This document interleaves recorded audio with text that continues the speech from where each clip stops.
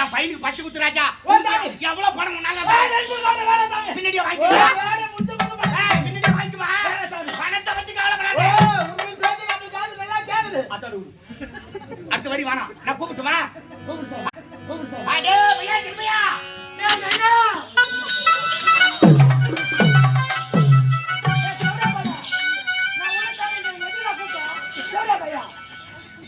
செவிடியா பையாப்பா. அப்படியா செவிடியா பையன் கூப்பிடுவாங்க. அதுக்கார நான் உன்னை பெத்த பாயில இந்த வார்த்தை கேட்க பெத்த நீ பார்த்தா புள்ளியா இல்ல சொல்லியாடா?